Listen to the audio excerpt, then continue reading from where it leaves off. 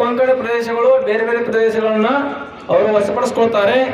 ಅನಂತರ ಮುಂದೆ ಬಾಲ್ಯದಿಂದ ಹಿಂಗೆ ಅವ್ರು ಶಿವಾಜಿ ಮಹಾರಾಜರು ಬೆಟ್ಟ ಗುಡ್ಡ ಹಿಂಗ ಅಲ್ಲಾಡುತ್ತಾ ಅಲ್ಲಿರ್ತಕ್ಕಂಥ ಮಾವಳರು ಅಂತಕ್ಕಂಥ ವನವಾಸಿ ಜನರನ್ನ ಕರೆದುಕೊಂಡು ಒಂದು ತಂಡ ರಚಿಸ್ತಾರೆ. ಆ ಶಿವಾಜಿ ಮಹಾರಾಜರ ಒಂದು ಯುದ್ಧಗಳಲ್ಲಿ ಪ್ರಮುಖವಾದ ಗೆರಿಲ್ಲಾ ಯುದ್ಧ ಅಂತೇಳಿ.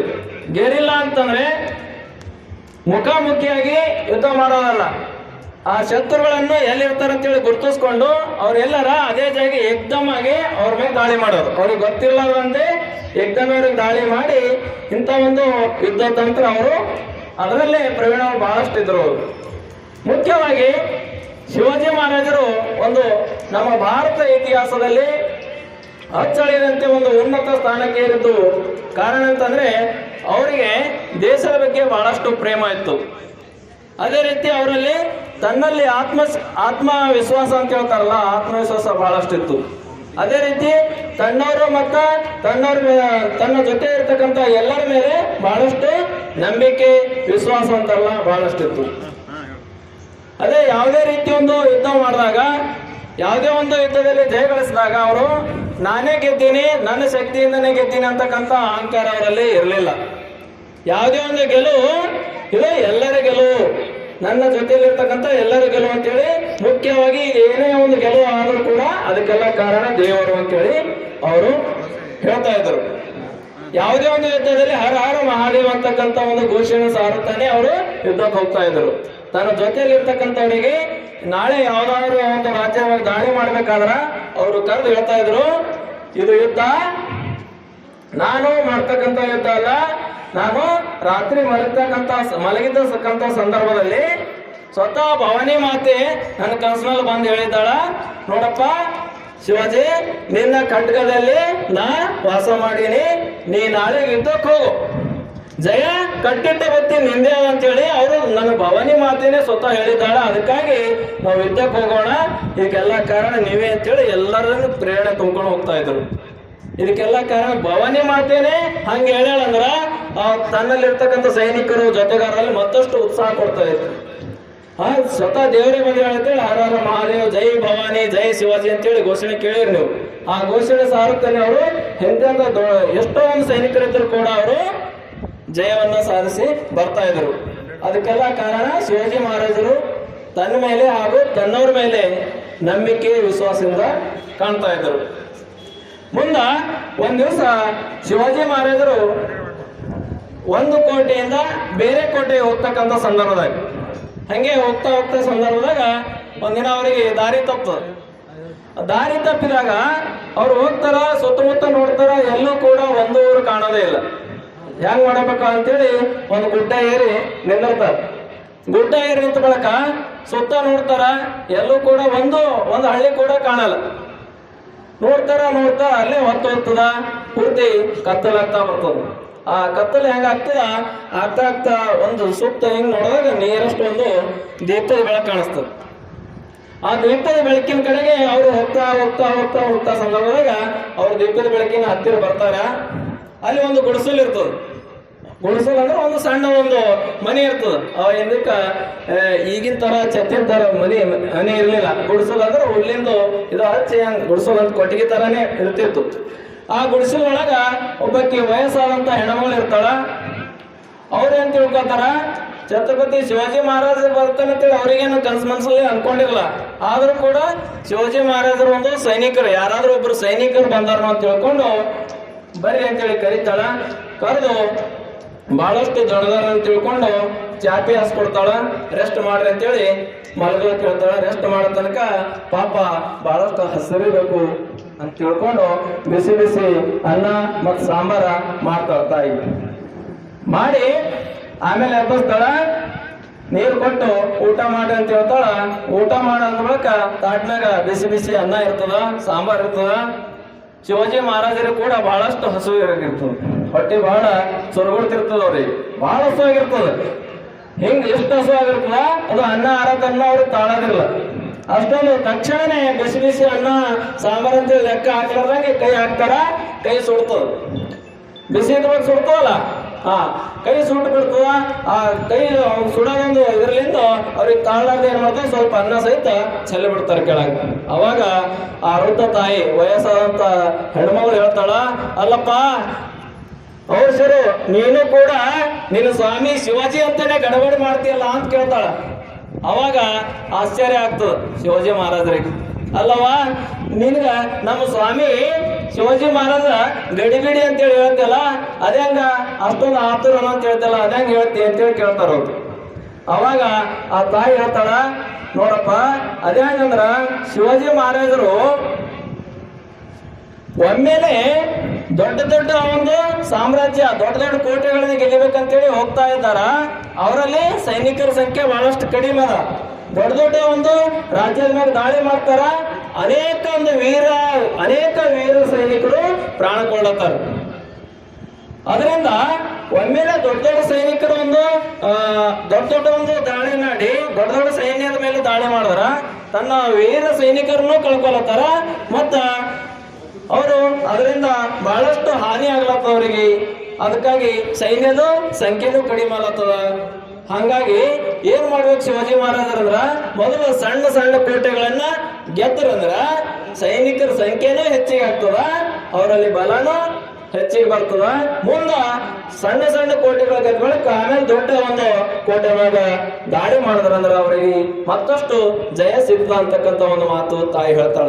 ಅವಾಗ ಶಿವಾಜಿ ಮಹಾರಾಜರಿಗೆ ಸಿಟ್ಟು ಬರಲ್ಲ, ಅವರಿಗೆ ತನ್ನಲ್ಲೇ ಒಂದು ಪರಿವರ್ತನೆ ಆಗ್ತದೆ. ಕರೆಯೋದಲ್ಲ ಈ ತಾಯಿ ಹೇಳೋದು, ನಾ ಬಹಳಷ್ಟು ಅವಸರದಿಂದ ದೊಡ್ಡ ದೊಡ್ಡ ಸೈನ್ಯದ ಮೇಲೆ ಹೋಗಿ ದಾಳಿ ಮಾಡುತ್ತಿದ್ದ, ಅದರಿಂದ ಸ್ವಲ್ಪ ನಾ ಫೇಲ್ ಆಗತ್ತೆ ಅಂತೇಳಿ ಮನವರಿಕೆ ಮಾಡಿಕೊಂಡು ಅವತ್ತಿನಿಂದಲೇ ಅವರ ಜೀವನದಲ್ಲಿ ಕೆಲವೊಂದು ಬದಲಾವಣೆ ಮಾಡ್ಕೊಳ್ತಾರೆ. ಮುಂದೆ ಅವರು ಸಣ್ಣ ಸಣ್ಣ ಸಣ್ಣ ಕೋಟೆಗಳನ್ನ ಗೆಲ್ತಾ ಮುಂದ ಸುಮಾರು ಶಿವಾಜಿ ಮಹಾರಾಜರ ಒಂದು ಸಾವಿರಕ್ಕಿಂತ ಮುಂಚಿತವಾಗಿ ಸುಮಾರು 300 ಕೋಟೆಗಳನ್ನು ಅವರು ಗೆದ್ದಿದ್ದಾರಂತೇಳಿ ಇತಿಹಾಸ ಹೇಳ್ತದೆ. 300ಕ್ಕಿಂತ ಹೆಚ್ಚು ಕೋಟೆಗಳನ್ನು ಅವರು ಗೆದ್ದು ಸಾಧನೆ ಮಾಡ್ತಾ ಇಡೀ ಒಂದು ಏಷ್ಯಾ ಖಂಡದ ಒಂದು 4/1 ಜಾಗ ಅಷ್ಟೊಂದು ವಿಸ್ತಾರ ಈ ಒಂದು ಶಿವಾಜಿ ಮಹಾರಾಜರ ಸಾಮ್ರಾಜ್ಯ ಬಹಳಷ್ಟು ವಿಸ್ತಾರವಾಗಿ ಬೆಳೀತದ. ಒಂದ್ಸಲ ಈ ರೀತಿ ಒಂದು ಮಹಿಳೆಯಿಂದ ಅವರು ತನ್ನ ಅನುಭವವನ್ನು ಪಡ್ಕೊಳ್ತಾರ. ಮುಂದ ಕ್ರಿಸ್ತ ಶಕ ಒಂದು 1674ರಲ್ಲಿ ಶಿವಾಜಿ ಮಹಾರಾಜರ ಪಟ್ಟಾಭಿಷೇಕ ನಡೀತದ. ಆ ಪಟ್ಟಾಭಿಷೇಕದಲ್ಲೇ ಶಿವಾಜಿ ಮಹಾರಾಜರು ಛತ್ರಪತಿ ಅಂತಕ್ಕಂಥ ಒಂದು ಬಿರುದು ಪಡ್ಕೊಳ್ತಾರೆ.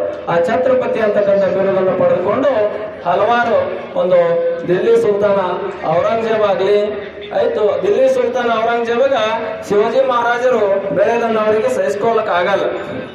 ಅದರಿಂದ ಸಾಕಷ್ಟು ಪ್ರಯತ್ನ ಮಾಡ್ತಾರ ಅವರು.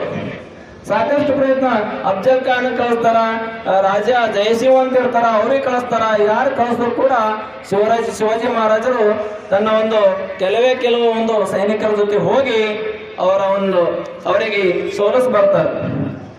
ಒಂದಿನ ಅಫ್ಜಲ್ ಖಾನ ಬಹಳಷ್ಟು ಪ್ರಯತ್ನ ಪಟ್ಟು ಶಿವಾಜಿ ಮಹಾರಾಜರಿಗೆ ಒಪ್ಪಂದ ಮಾಡ್ಕೋಬೇಕಂತೇಳಿ ಕರೀತಾನ.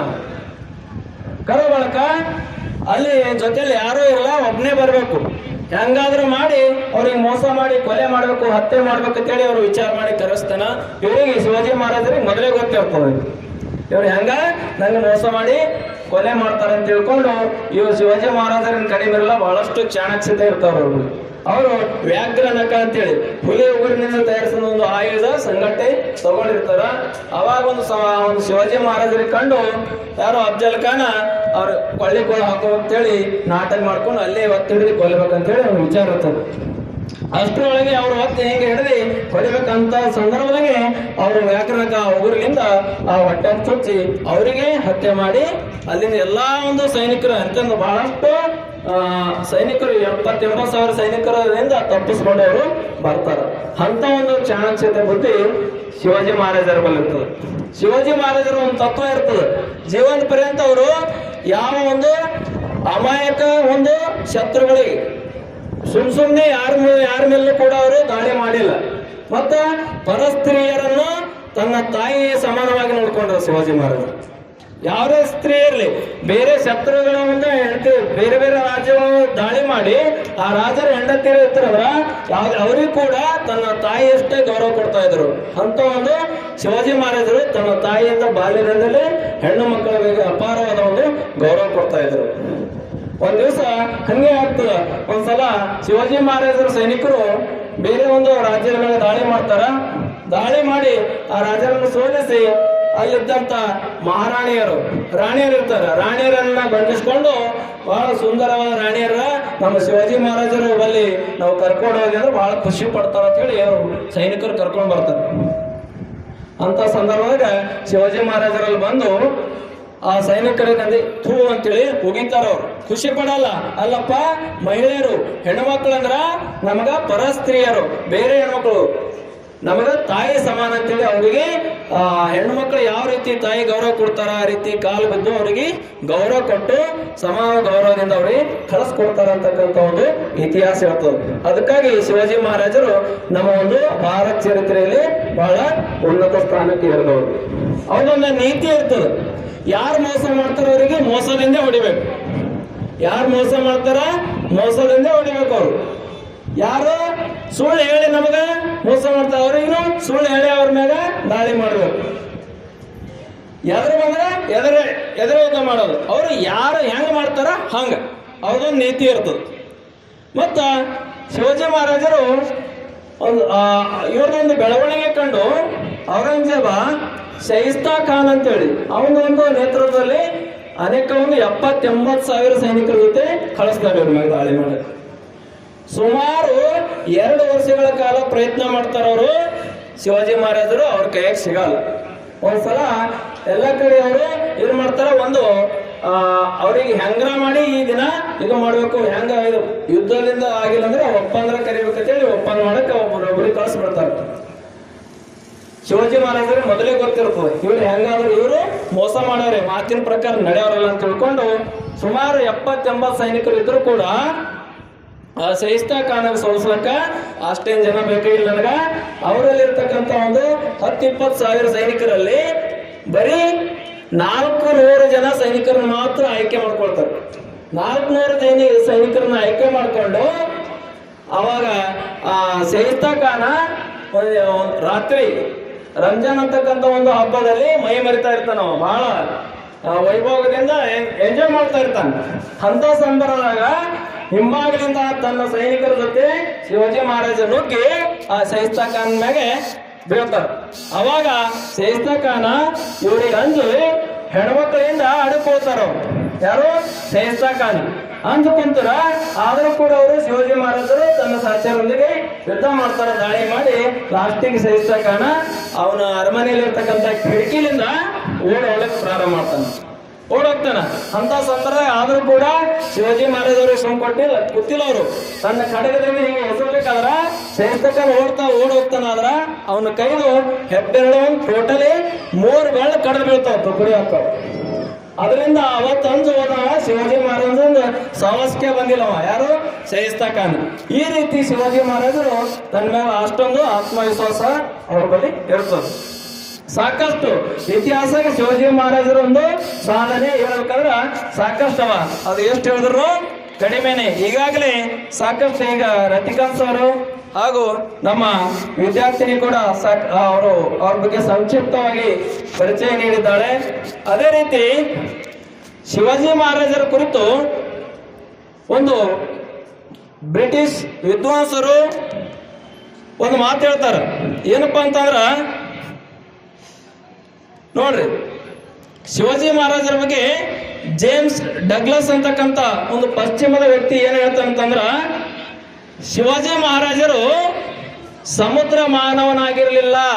ಒಂದು ವೇಳೆ ಅವರು ಸಮುದ್ರ ಮಾನವನಾಗಿದ್ರೆ ಇಡೀ ಒಂದು ಸಮುದ್ರವನ್ನು ವಶಪಡಿಸಿಕೊಂಡು ಬಿಟ್ಟಿರ್ತಿದ್ರು ಅಂತೇಳಿ ಶಿವಾಜಿ ಮಹಾರಾಜರ ಬಗ್ಗೆ ಹೇಳ್ತಾರೆ. ಅವ್ರು ಸಮುದ್ರ ಮಾನವ ಆಗಿರಲಿಲ್ಲ ಅಂತೇಳಿ ನಮ್ದೊಂದು ಪುಣ್ಯ ಅದ ಅಂತೇಳಿ ಹೇಳ್ತಾರೆ. ಅದೇ ರೀತಿ ಬ್ರಿಟನ್ನ ಒಂದು ಮಿಲಿಟರಿ ಕಾರ್ಯದರ್ಶಿ ಸೆಕ್ರೆಟರಿ ಒಂದು ಮಾತು ಹೇಳ್ತಾರೆ. ಅವರು ಫಿಲಿಪ್ ಅಂತೇಳಿ ಒಂದು ಕಡೆ ಹೇಳ್ತಾರ. ಅವರು ಶಿವಾಜಿ ಮಹಾರಾಜರು ಇನ್ನೂ 5-6 ವರ್ಷಗಳ ಕಾಲ ಬದುಕಿದ್ರೆ, ಶಿವಾಜಿ ಮಹಾರಾಜರು ಇನ್ನೂ 5-6 ವರ್ಷಗಳ ಕಾಲ ಬದುಕಿದ್ರೆ ಆ ಒಂದು ಬ್ರಿಟಿಷರು ಭಾರತದಲ್ಲಿ ಆಡಳಿತ ನಡೆಸಲಿಕ್ಕೆ ಬಿಡ್ತಾ ಇರಲಿಲ್ಲ ಅಂತೇಳಿ. ಅಷ್ಟೊಂದು ಅವರಲ್ಲಿ ಶೌರ್ಯ ಇತ್ತು.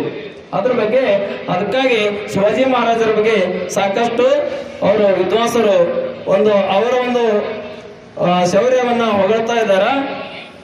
ಅದೇ ರೀತಿ ಶಿವಾಜಿ ಮಹಾರಾಜರು ಈಗಾಗಲೇ ರತಿಕಾಂತ್ ಸರ್ ಹೇಳಿದ್ರು ನೋಡ್ರಿ, ಬಹಳಷ್ಟು ಜನ ಶಿವಾಜಿ ಮಹಾರಾಜರಿಗೆ ಒಂದು ಮುಸ್ಲಿಮರ ವಿರೋಧಿಗಳು, ಮುಸ್ಲಿಮ ವಿರೋಧಿ ಅಂತೇಳಿ ಹೇಳ್ತಾರ ಅಂತೇಳಿ, ಮುಸ್ಲಿಮರನ್ನ ಅವ್ರಿಗೆ ಸೇರ್ತಿಲ್ಲ ಅಂತೇಳಿ. ಆದ್ರೆ ಶಿವಾಜಿ ಮಹಾರಾಜರು ಧಾರ್ಮಿಕ ಸಹಿಷ್ಣುಗಳಿದ್ರು. ಯಾವುದೇ ರೀತಿ ಹಿಂದೂ ಧರ್ಮ ಮುಸ್ಲಿಂ ಧರ್ಮ ಅಂತೇಳಿ ಅವರು ಯಾವುದೇ ರೀತಿ ಭೇದ ಭಾವ ಮಾಡ್ತಾ ಇರಲಿಲ್ಲ. ಯಾಕಂತಂದ್ರೆ ಶಿವಾಜಿ ಮಹಾರಾಜರು ಯಾವ ರೀತಿ ತನ್ನ ಒಂದು ಸಾಮ್ರಾಜ್ಯದಲ್ಲಿ ಹಿಂದೂ ದೇವಾಲಯಗಳನ್ನು ಕಟ್ಟಿಸ್ಲಕ್ಕ ಪ್ರೋತ್ಸಾಹ ನೀಡ್ತಾ ಇದ್ರು, ಅದೇ ತರ ಮುಸ್ಲಿಂ ಧರ್ಮದವರು ಕೂಡ ತಮ್ಮದೇ ಆದಂತ ಒಂದು ಧರ್ಮವನ್ನು ಸ್ವತಂತ್ರವಾಗಿ ಆಚರಣೆ ಮಾಡಕ್ ಬಿಡ್ತಾ ಇದ್ರು. ಅಷ್ಟೇ ಅಲ್ಲದೆ ಅವರಿಗೆ ಯಾವುದೇ ಮಸೀದಿಗಳನ್ನ ಕಟ್ಟಿಸ್ಕೊಳ್ಳಕ್ ಸಹಿತ ಅವರು ಸಹಕಾರ ನೀಡ್ತಾ ಇದ್ರು. ಅದಕ್ಕಾಗಿ ಶಿವಾಜಿ ಮಹಾರಾಜರು ಧಾರ್ಮಿಕ ಸಹಿಷ್ಣುಗಳು ಅಂತ ಹೇಳ್ತೇವೆ. ಯಾವುದೇ ರೀತಿ ಧರ್ಮದ ಅವರು ವಿರೋಧಿ ಇರಲಿಲ್ಲ. ತಾಯಿನಾಡಿಗಾಗಿ ದುಡಿತಕ್ಕಂಥ ಒಬ್ಬ ದೇಶಭಕ್ತ ಅವರು. ಅದಕ್ಕಾಗಿ ಶಿವಾಜಿ ಮಹಾರಾಜರ ಬಗ್ಗೆ ಎಷ್ಟು ಹೇಳಿದ್ರು ಕಡಿಮೆ ಆಗ್ತದ. ನಾವು ಹೆಚ್ಚಿನ ರೀತಿ ಶಿವಾಜಿ ಮಹಾರಾಜರ ಬಗ್ಗೆ ತಿಳ್ಕೊಳ್ಬೇಕಾದ್ರ ಶಿವಾಜಿ ಮಹಾರಾಜರ ಬಗ್ಗೆ ಹಲವಾರು ಪುಸ್ತಕಗಳವ. ಆ ಪುಸ್ತಕಗಳನ್ನು ಓದ್ಕೊಂಡು ನಾವು ತಿಳ್ಕೊಳ್ಬೇಕಂತ ಈ ಒಂದು ಮಾತು ಹೇಳುತ್ತಾ, ಶಿವಾಜಿ ಮಹಾರಾಜರ ಒಂದು ಹೆಂಡತಿ ಹೆಸರು ಸಾಯಿಬಾಯಿ ಅಂತೇಳಿ ಈಗಾಗಲೇ ವಿದ್ಯಾರ್ಥಿ ಹೇಳಿದಳು. ಅವರಿಗಿಬ್ರು ಗಂಡು ಮಕ್ಕಳು ಇರ್ತಾರ. ಮೊದಲನೇ ಗಂಡು ಮಗ ಸಂಭಾಜಿ, ಎರಡನೇವ ರಾಜಾರಾಮ್ ಅಂತೇಳಿ. ಸುಮಾರು ಶಿವಾಜಿ ಮಹಾರಾಜರು 1680 ಏಪ್ರಿಲ್ 3 ತನಕ ಅವರು ಆಡಳಿತವನ್ನು ಬಹಳಷ್ಟು ಸುಗಮ ರೀತಿಯಲ್ಲಿ ಆಳ್ವಿಕೆ ನಡೆಸ್ಕೊಂಡು ಹೋಗ್ತಾರ. ತಮ್ಮ ಆಡಳಿತದಲ್ಲಿ ಅವಧಿಯಲ್ಲಿ ಸಾಕಷ್ಟು ಪ್ರದೇಶಗಳನ್ನು ಗೆದ್ದುಕೊಂಡು ಇಡೀ ಒಂದು ಭಾರತದಲ್ಲಿ ವಿಜಯನಗರ ಸಾಮ್ರಾಜ್ಯದ ನಂತರ ಒಂದು ಬಹಳಷ್ಟು ದೊಡ್ಡ ಸಾಮ್ರಾಜ್ಯವನ್ನು ಅವರು ಬೆಳೆಸ್ತಾರ. ಮುಂದೆ ಅವ್ರ ನಂತರ ಬಂದಂತ ಸಂಭಾಜಿ ಅವ್ರದೊಂದು ಉತ್ತರಾಧಿಕಾರಿ ಆಗ್ತಾನ. ಮುಂದೆ ಸಾಕಷ್ಟು 1818 ತನಕ ಮರಾಠ ಸಾಮ್ರಾಜ್ಯ ನಮ್ಮ ಭಾರತ ಇತಿಹಾಸದಲ್ಲಿ ಬಹಳಷ್ಟು ವಿಜೃಂಭಿಸ್ತವ. ಮುಂದೆ ಬರ್ತಕ್ಕಂಥ ಎಲ್ಲ ಪೇಶ್ವೆಗಳು. ಅದೇ ರೀತಿ ಶಿವಾಜಿ ಮಹಾರಾಜರು ತನ್ನ ಒಂದು ಆಡಳಿತವಾದಿಯಲ್ಲಿ ಒಂದು ಸುಗಮ ಆಡಳಿತಕ್ಕಾಗಿ ಒಂದು ದೇಶ ನಡೀಬೇಕಾದ್ರೆ ಪ್ರಧಾನಮಂತ್ರಿ ಮುಖ್ಯಸ್ಥ ಆದ್ರೂ ಕೂಡ ಸಚಿವ ಸಂಪುಟ ಹೆಂಗಿರ್ತದ ಅವ್ರಿಗೆ ಸಹಕಾರಕ್ಕಾಗಿ, ಅದೇ ತರ ಅಷ್ಟಪ್ರಧಾನಿಗಳಂತೇಳಿ ಒಂದು 8 ಮಂತ್ರಿಗಳ ಒಂದು ಸಮಿತಿ ಇರ್ತದೆ. ಅವ್ರ ಬಳಿ 8 ಮಂತ್ರಿಗಳು, ಸರ್ಕಾರ ಮುಖ್ಯಸ್ಥರು ಇವರು ಇದ್ರು ಕೂಡ 8 ಒಂದು ಮಂತ್ರಿಗಳ ಒಂದು ತಂಡ ರಚನೆ ಮಾಡಿ ಎಲ್ಲಾ ರೀತಿಯ ಒಂದು ಸುಗಮವಾದ ಆಡಳಿತ ನಡೆಸ್ಕೊಳ್ಳಕ ಶಿವಾಜಿ ಮಹಾರಾಜರು ಬಹಳಷ್ಟು ಕಾರಣಕರ್ತರಾಗ್ತಾರ. ಅದಕ್ಕಾಗಿ ಶಿವಾಜಿ ಮಹಾರಾಜರು ಅವ್ರದೊಂದು ಅವ್ರದ್ದು ಸಾಯೋ ತನಕ ಒಂದು ಪಾಲಿಸುವಂಥದ್ದು ಒಂದು ನುಡಿ ಯಾವಾಗಲೂ ಹೇಳ್ತಾ ಇದ್ರು ಅವರು.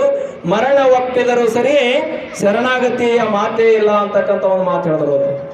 ಮರಣ ಒಪ್ಪಿದ್ರು, ಸಾವು ಬಂದ್ರು ಕೂಡ ಮತ್ತೊಬ್ಬರಿಗೆ ನಾವು ತಲೆ ತಗ್ಸಲ್ಲ ಅಂತಕ್ಕಂಥ ಮಾತು ಶಿವಾಜಿ ಮಹಾರಾಜರು ಹೇಳ್ತಕ್ಕಂಥ ಒಂದು ಮಾತಿತ್ತು. ಅದಕ್ಕಾಗಿ ಶಿವಾಜಿ ಮಹಾರಾಜರಿಗೆ ನಮ್ಮ ಭಾರತ ಚರಿತ್ರೆಯಲ್ಲಿ ಸಾಕಷ್ಟು ಒಂದು ಒಳ್ಳೆ ಸ್ಥಾನ, ಪರಾಕ್ರಮಿ ಅಂತ ಹೇಳ್ತಾರ. ಒಂದು ತಾಯಿ ನಾಡಿಗಾಗಿ ದುಡಿದಂತ ಮಹಾನ್ ಭಕ್ತ ಅಂತ ಹೇಳ್ತಾರ. ಮೊದಲಿಗೆ ಈ ಒಂದು ಶಿವಾಜಿ ಮಹಾರಾಜರ ಜಯಂತಿಯನ್ನ ಲೋಕಮಾನ್ಯ ಬಾಲಗಂಗಾಧರ ತಿಲಕರು ಮೊದಲಿಗೆ ಶಿವಾಜಿ ಜಯಂತಿಯನ್ನು ಆಚರಣೆ ಮಾಡ್ತಾರ. ಅಂದಿನಿಂದ ಬರ್ತಾ ಕೆಲವೊಂದ್ ಕಡೆ ಆಚರಣೆ ಮಾಡ್ಕೋತಾ ಕೆಲವೊಂದ್ ಕಡೆ ಆಚರಣೆ ಮಾಡ್ತಾ ಈಗ ನಮ್ಮ ಭಾರತ ದೇಶ ಸ್ವತಂತ್ರ ಆದ ಬಳಿಕ ಈಗ ನಮ್ಮ ಕರ್ನಾಟಕ ರಾಜ್ಯ ಕೂಡ ಸರ್ಕಾರದ ವತಿಯಿಂದನೇ ಶಿವಾಜಿ ಜಯಂತಿಯನ್ನು ಆಚರಣೆ ಮಾಡ್ತಾ ಬಂದದ. ಅದಕ್ಕಾಗಿ ನಾವು ಬರೀ ಈ ಒಂದು ಆಚರಣೆ ಹೂವಿನ ಹಾರ, ಶಾಲಾ ಸನ್ಮಾನ, ಭಾಷಣಕ್ಕೆ ಸೀಮಿತ ಆಗಲಾರ್ದೆ ಆ ಶಿವಾಜಿ ಮಹಾರಾಜರು ಯಾವ ತರ ತನ್ನ ತಾಯಿಯಿಂದ ನೈತಿಕ ಮೌಲ್ಯಗಳನ್ನ ಬೆಳೆಸ್ಕೊಂಡಿರು, ಅದೇ ತರ ನಾವು ಕೂಡ ನಮ್ಮ ತಾಯಿಯಿಂದ ಆ ಒಂದು ನೈತಿಕ ಮೌಲ್ಯವನ್ನು ಬೆಳೆಸ್ಕೊಂಡು ನಾವು ದೇಶಕ್ಕಾಗಿ ಹೋರಾಡೋದು ಒಂದು ಏನೋ ಅವಶ್ಯಕತೆ ಇಲ್ಲ. ಇದ್ದಂತ ಒಂದು ದೇಶದಲ್ಲಿ ಇದ್ದಂತ ಸ್ವಾತಂತ್ರ್ಯವನ್ನ ಇದ್ದಂತ ಯಾರಿಗಾದ್ರೂ ಒಂದು ಸಮಾಜದಲ್ಲಿ ಯಾರಾದ್ರೂ ಕಷ್ಟದಾಗಿದ್ದಾರೆ ಅಂತವ್ರಿಗೆ ಸಹಾಯ ಸಹಕಾರ ಮಾಡದೇ ಇದ್ರೂ ಪರವಾಗಿಲ್ಲ. ಮತ್ತೊಬ್ಬರಿಗೆ ನಾವು ನೋವು ಕೊಡೋದು, ಮತ್ತೊಬ್ಬರಿಗೆ ದೋಷ ಮಾಡ್ತಕ್ಕಂಥ ಕೆಲಸ ಮಾಡಬಾರ್ದು. ಮತ್ತ ಎಲ್ಲ ತಾಯಿ ತಂದರಿಗೆ ಮೊದಲು ಶಿವಾಜಿ ಮಹಾರಾಜರು ತನ್ನ ತಾಯಿ ಕೊಟ್ಟಂತ ಒಂದು ಗೌರವ ಯಾರಿಗೂ ಕೊಡ್ತಾ ಇರಲಿಲ್ಲ. ತಾಯಿ ಕೊಟ್ಟಂತ ಗೌರವ ಅಷ್ಟೊಂದು ಗೌರವ ಯಾರಿಗೂ ಕೊಡ್ತಾ ಇರಲಿಲ್ಲ. ಅದಕ್ಕಾಗಿ ನಾವು ತಾಯಿಗೆ ಮೊದಲು ಗೌರವ ಕೊಡೋದು ಕಲಿಬೇಕು. ಮೊದಲು ತಾಯಿ ತಂದೆಗೆ ಯಾರು ಗೌರವ ಕೊಡ್ತಾರ ಅವ್ರ ಮುಂದೆ ಬರೋದು ಖಂಡಿತ, ಯಾವುದೇ ರೀತಿ ಇದರಾಗ ಅನುಮಾನನೇ ಇಲ್ಲ. ಶಿವಾಜಿ ಮಹಾರಾಜರಿಗೆ ಒಂದಿಬ್ಬರು ಗುರುಗಳು ಇರ್ತಾರೆ, ದಾದಾಜಿ ಕೊಂಡದೇವ ಮತ್ತು ಸಂತ ರಾಮದಾಸರ ಹೇಳಿ. ಅವರು ಸಂತ ರಾಮದಾಸರು ಒಂದ್ಸಲ ಶಿವಾಜಿ ಮಹಾರಾಜರಿಗೆ ಪರೀಕ್ಷೆ ಮಾಡ್ಬೇಕಂತೇಳಿ ಏನ್ ಮಾಡ್ತಾರ, ಅಲ್ಲಪ್ಪ ಶಿವಾಜಿ ಮಹಾರಾಜರು ನೀ ಬಹಳಷ್ಟು ಬೆಳೆದೇವಿ, ಈಗ ನೀನು ರಾಜ್ಯ ನಂಗೆ ಕೊಡು ಅಂತೇಳಿ ಕೇಳ್ತಾರ ಒಂದ್ಸಲ. ಅವಾಗ ಈಗಿನ ರಾಜರಿದ್ರ ಆ ಮುತ್ತಿನ ಸನಿನೇ ಹೋಗಲ್ಲ ಅವ್ರು. ಈಗಿನ ಗುರುಗಳು ಈಗ ಈ ವಿದ್ಯಾರ್ಥಿಗಳು ನಾವು ಈ ನಮ್ಮ ಕೆಲಸ ಅಂತ ಗುರುಗಳು ಎದುರು ಬಂದ್ರೆ ನಮಸ್ಕಾರ ಮಾಡಕ್ಕೆ ನಾವು ನಾಚಿಕೆ ಬರ್ತದೆ. ಈಗ ನಮಸ್ಕಾರ ಮಾಡಕ್ಕೆ ನಾಚಿಕೆ ಬರ್ತದೆ. ಅವ್ರು ಏನಾರ ಕೇಳಿದ್ರೆ ಕೊಡ ಕಡಿ ಹೋಯ್ತು. ಆದ್ರ ಶಿವಾಜಿ ಮಹಾರಾಜರು ಸಂತ ರಾಮದಾಸರು ಇನ್ನು ರಾಜ್ಯ ಕೊಡು ಅಂದ್ರೆ ಒಂದು ಕ್ಷಣಕ್ಕೆ ಯಾವುದೇ ರೀತಿ ವಿಚಾರ ಮಾಡಲಾರ್ದು ಇಡೀ ರಾಜ್ಯವನ್ನು ಬರೆದು ಆ ಗುರುಗಳು ಒಂದು ಜೋಳಿಗೆ ಹಾಕ್ಬಿಡ್ತಾರಂತ. ಅಂತ ಮಹಾನ್ ತ್ಯಾಗಿ ಅವರು. ಯಾವುದೇ ರೀತಿ ಅವರಿಗೆ ನನ್ನ ರಾಜ್ಯ ಅಂತೇಳಿ ಆಸೆ ಆಮಿಷ ಇರಲಿಲ್ಲ. ಮತ್ತ ಶಿವಾಜಿ ಮಹಾರಾಜರು ಈಗಿನ ರಾಜಕಾರಣಿ ಹಂಗಿರ್ಲಿಲ್ಲ. ಈಗಿನ ರಾಜಕಾರಣಿಗಳು ಒಂದ್ಸಲ ಒಂದು ಕುರ್ಚಿ ಸಿಕ್ತಂದ್ರ ನನ್ನ ಕುರ್ಚಿ ಯಾರು ಕಸ್ಕೊತಾರ ಅಂತಕ್ಕಂಥ ಒಂದು ಅವರಿಗೆ ಹಗಲು ರಾತ್ರಿ ಐತಿ ಹತ್ತಲ್ಲ, ಯಾವಾಗ ನನ್ನ ಕುರ್ಚಿ ಕಳ್ಕೊತೀನಿ ಅಂತೇಳಿ. ಆದ್ರ ಆ ಶಿವಾಜಿ ಮಹಾರಾಜರು ತನ್ನ ಕುರ್ಚಿ ಬಗ್ಗೆ ಯಾವತ್ತೂ ವಿಚಾರ ಮಾಡಿರ್ಲಿಲ್ಲ. ಅವರು ಸುಮಾರು 4 ತಿಂಗಳಿಗಿಂತ ಜಾಸ್ತಿ ಅವರು ಒಂದು ಸುಲ್ತಾನ್ ಒಂದು ಬಂದಿಯಲ್ಲಿದ್ರು. ಅವಾಗ ನನ್ನ ಕುರ್ಚಿ ಐತಲ್ಲ ಅಂತ ಚಿಂತೆ ಮಾಡಿಲ್ಲ ಅವರು. ಇದೆಲ್ಲ ನಿಮ್ಮದೇ ಅಂತ ತಿಳ್ಕೊಂಡಿದ್ರು. ಅವ್ರ ಬಂದಿದ್ರು ಕೂಡ ಅವ್ರ ಆಡಳಿತ ಒಂದು ಸ್ವಲ್ಪ ಅಡೆತಡೆ ಆಗಿಲ್ಲ. ಅಷ್ಟೊಂದು ಚಂದ ಇತ್ತು, ಅದು ಆಡಳಿತ ನಡೀತಾ ಇತ್ತು. ಅದೇ ತರ ಒಂದು ಉತ್ತಮ ಉದಾಹರಣೆ ಅಂದ್ರೆ ಶಿವಾಜಿ ಮಹಾರಾಜರು ತನ್ನವರಿಗೆ ನನ್ನ ಬಂಧು, ನನ್ನ ಬಳಗ, ನಮ್ಮವರು, ತನ್ನವರು ಅಂತ ತಿಳ್ಕೊಂಡು ಯಾರಿಗೂ ಕೂಡ ಅವರು ಅಧಿಕಾರ ಕೊಟ್ಟಿರಲಿಲ್ಲ. ಅದಕ್ಕೆ ಉದಾಹರಣೆ ಅಂತಂದ್ರೆ ಸುಮಾರು 300 ಕೋಟಿಗಳು 300 ಕಿಲೋಗಳಿದ್ರೂ ಕೂಡ ಆ 300 ಕಿಲೋಗಳಲ್ಲಿ ಒಬ್ಬರಿಗೂ ಕೂಡ ಒಂದು ಕಿಲೋಗೆ ಪ್ರಮುಖವಾಗಿ ಮೇನ್ ನೋಡ್ಕೊಳ್ಳೋಕೆ ಮೇಂಟೆನೆನ್ಸ್ ಬೇಕಲ್ಲ, ಯಾರಿಗೂ ಕೂಡ ಒಬ್ಬರಿಗೂ ಕೂಡ ತನ್ನವರಿಗೆ ಅವರು ನೇಮಕ ಮಾಡಿರಲಿಲ್ಲ. ಅದಕ್ಕಾಗಿ ಶಿವಾಜಿ ಮಹಾರಾಜರು ತನ್ನವರು ಅವ್ರು ನಮ್ಮವರು ಅಂತೇಳಿ ಯಾವುದೇ ರೀತಿ ಮಮಕಾರ ಇರಲಿಲ್ಲ. ಅವರಿಗೆ ಒಂದು ನಿಸ್ವಾರ್ಥ ಒಬ್ಬ ರಾಜ, ಪ್ರಾಮಾಣಿಕ ರಾಜರವರು. ಅದಕ್ಕಾಗಿ ಶಿವಾಜಿ ಮಹಾರಾಜರು ನಮ್ಮೆಲ್ಲರಿಗೆ ಮಾದರಿ ಆಗ್ತಾರೆ. ಅದಕ್ಕಾಗಿ ಈಗಿನ ರಾಜಕಾರಣಿಗಳು ಕೂಡ ಆ ಒಂದು ಶಿವಾಜಿ ಮಹಾರಾಜರ ಒಂದು ಸ್ವಲ್ಪ 4 ತತ್ವಗಳು ಅಳವಡಿಸಿಕೊಂಡು ಕೂಡ ನಮ್ಮ ಭಾರತ, ನಮ್ಮ ದೇಶ ಭಾರತ, ನಮ್ಮ ರಾಜ್ಯ, ನಮ್ಮ ಊರು, ನಮ್ಮ ಜಿಲ್ಲೆ, ತಾಲೂಕು ಎಲ್ಲ ಬೆಳವಣಿಗೆ ಆಗಬಹುದು ಅಂತಕ್ಕಂಥ ಒಂದು ಮಾತನ್ನ ಹೇಳುತ್ತಾ ನಮ್ಮೆಲ್ಲರಿಗೆ ಮತ್ತೊಮ್ಮೆ ಶಿವಾಜಿ ಜಯಂತಿಯ ಹಾರ್ದಿಕವಾದ ಶುಭಾಶಯಗಳನ್ನು ಹೇಳುತ್ತಾ, ನನಗೆ ಈ ಒಂದು ವೇದಿಕೆ ಮೇಲೆ ನನ್ನ ಮಾರ್ಗದರ್ಶಕರು ಹಾಗೂ ಗುರು ಸಮಾನರು ಮನೋಹರ್ ಕಂಟಕರ್ ಸರ್ ಅವರು ಉಪನ್ಯಾಸ ನೀಡಲಿಕ್ಕೆ ಅನುವು ಮಾಡಿಕೊಟ್ಟಂತ ಅವರಿಗೆ ತುಂಬ ಹೃದಯದ ನಮಸ್ಕಾರವನ್ನು ಹೇಳುತ್ತಾ ವೇದಿಕೆ ಮೇಲೆ ಇದ್ದವರನ್ನು ಎಲ್ಲರನ್ನೂ ವಂದಿಸುತ್ತಾ ನನ್ನ ಮಾತನ್ನು ಮುಗಿಸ್ತೇನೆ. ಜೈ ಹಿಂದ್, ಜೈ ಕರ್ನಾಟಕ.